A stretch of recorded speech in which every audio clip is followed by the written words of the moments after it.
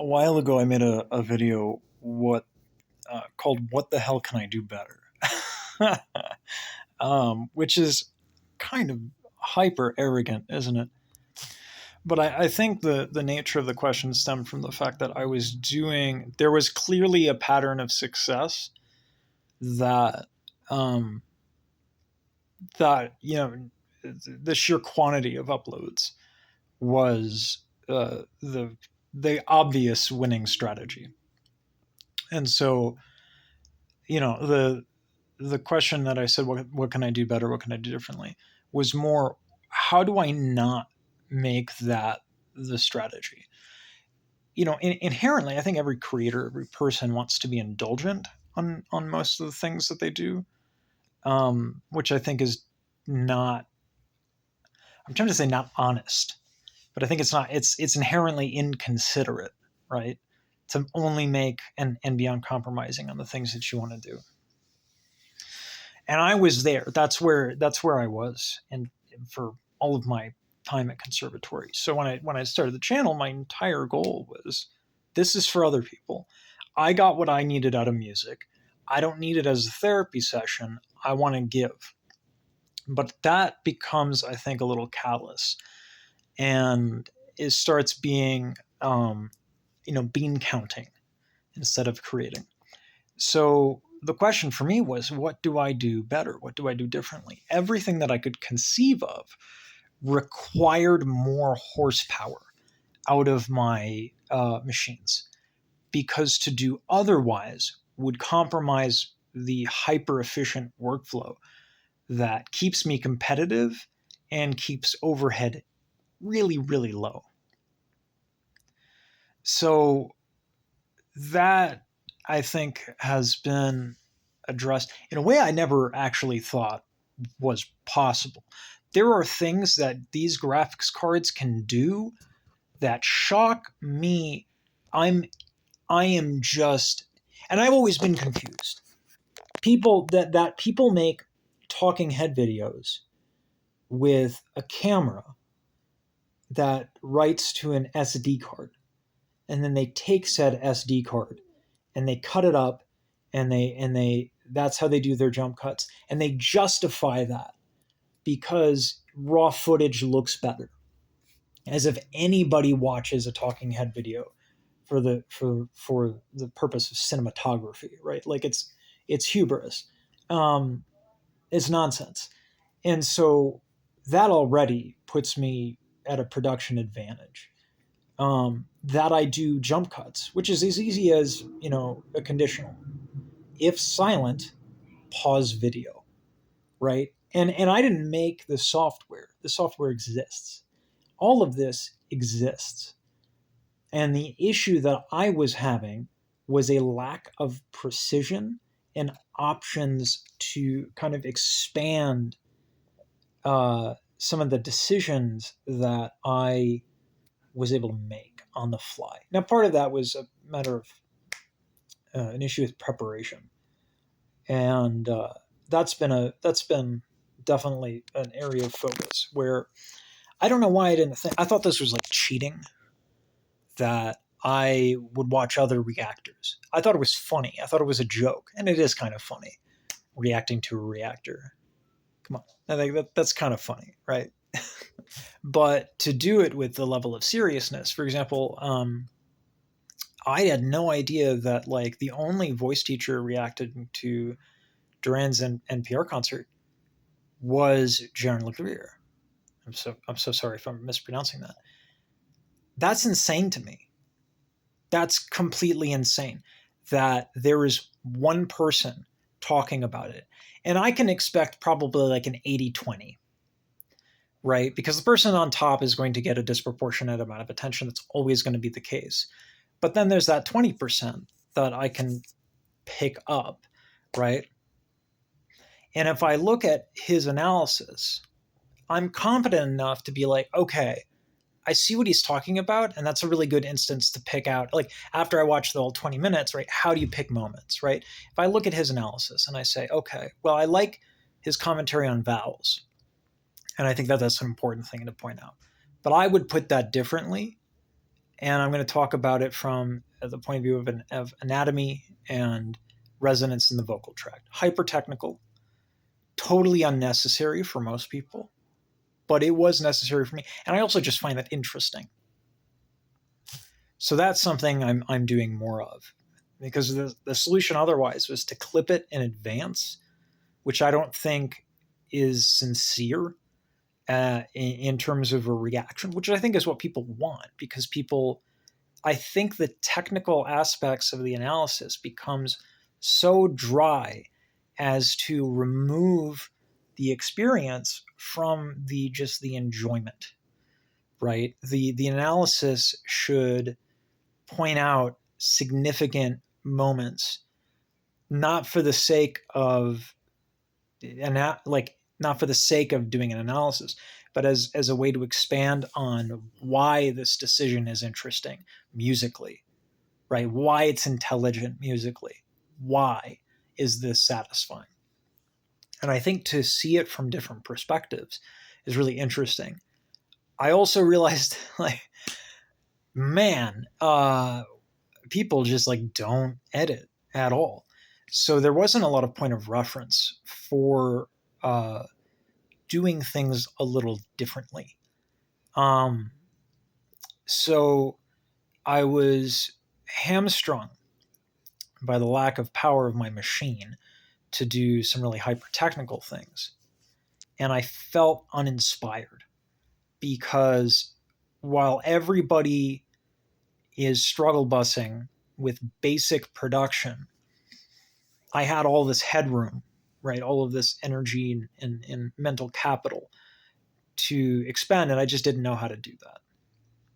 So I started watching beatboxing because I feel as though the Gen Z as a demo, and not all of Gen Z, but like generally, like people. It was explained to me this way: the reason why Gen Z focuses so much on authenticity and originality is because the amount of content that they've consumed in their life is insane. Now, I would actually put myself in that category. I've watched YouTube for like hours and hours a day for years, but I'm not normal among my demographic. I was turned on to YouTube in 2006, and I watched a whole bunch of videos as much as I could when I had an internet connection. But that's the difference. Is my phone couldn't play YouTube, right? My phone couldn't make videos, so everybody is a creator who is young. Everybody can make content. Everybody does make content. Everybody watches a crap ton of content. So even though they do React videos, there is an attention to detail and also a familiarity with these hyper-productive tools that older generations don't seem to have. So when I started watching more beatbox videos to draw inspiration for videos, mainly because that was what was available, was the editing. But that was the divergence. I feel like, and even some of the singing folks have reached out and they said they feel betrayed. And I don't see that as an unreasonable reaction. I would say, and I talked in the beginning of this video about indulgence. I think the swing towards beatboxing was indulgent. I felt like I had nothing more to say and that I was making the same video a gajillion times. And that's good. That's good marketing. That is because people want those same explanations, but they want it specifically applied to their favorite moments and their favorite singers. But I didn't feel like I was explaining it better. So it's not that I wanted to say necessarily different things. I just felt like I wasn't doing anything special. I would watch a Jaron video and I'd watch mine and I'd be like, I just went on for a long time. There's no visual aids. There's nothing like that. So I that's what I've been trying to do You know, so it's weird. I've done a lot of soul searching. Um, no, I was making videos for money, and that's fine. But it wasn't. There was no wiggle room. It was the budget was too tight. So that's why, because I was making videos to optimize around hundreds of dollars, not thousands of dollars, and so inherently the quality of the videos dropped because there was no room for investment. I had to take everything off the top and put it towards living expenses, which meant that I couldn't build a computer. Um, and then it was stressful. Video making is not when there's no disposable income, because I'm an artist. We're all fucking broke. It doesn't matter if I'm an opera singer. An opera singer is a broke artist with debt. And I shouldn't pretend. My dad is, you know, he's worked till he just retired at 88 years old. He was working full time, and he grew up during the Great Depression and remembers World War II, and you know, has this belief that he is not a good father unless there's financial support. And I after all the Adam Sandler movies, I thought that that was a bad thing, but now I'm getting it. I watch Sally Mae and I watch everybody and I watch the consequences of that, and now I appreciate it greatly. But I can't pretend like I'm not privileged. But I don't make a lot of money. I have some security because my wife is better with money than I am, but I'm not. I am definitely. We are, uh, getting by. We're okay, but it's tight. And so videos started to be informed by that. So I felt that that was inherently um, stagnating the channel and stagnating me. I don't like doing the same shit over again. I like to challenge myself because that keeps it interesting. Um, yeah, and so I got a dishwashing job, and it was a relief.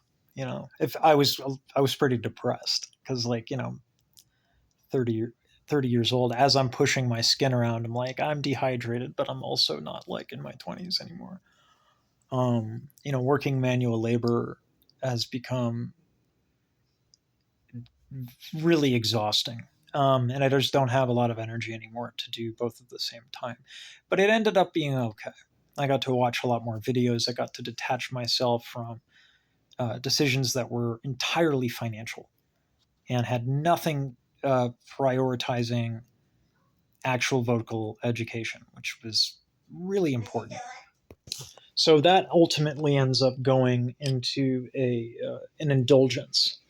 Ultimately, yes, that's a more practical indulgence, but that's still indulgence. And I criticize artists heavily for being indulgent.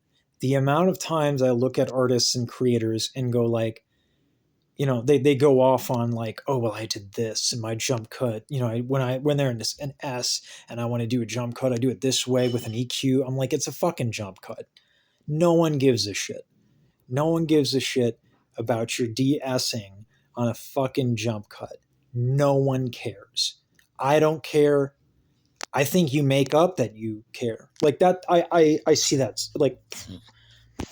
And I think that artists, literally on anyone under 10 years, 10,000 hours as an artist, are pretty much all guilty of that because they challenge themselves on every little detail because they get bored with the fundamentals and don't have the wisdom to understand how those fundamentals intersect to make really complicated things.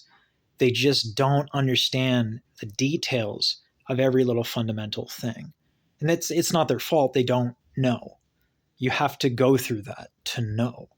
Um, it's taken me a long time to appreciate posture. Someone told me, because I was complaining about my lack of high notes when I was at conservatory, and I had a heart to heart with just a couple people in the room, and someone brought up posture, and I was like, I know about posture.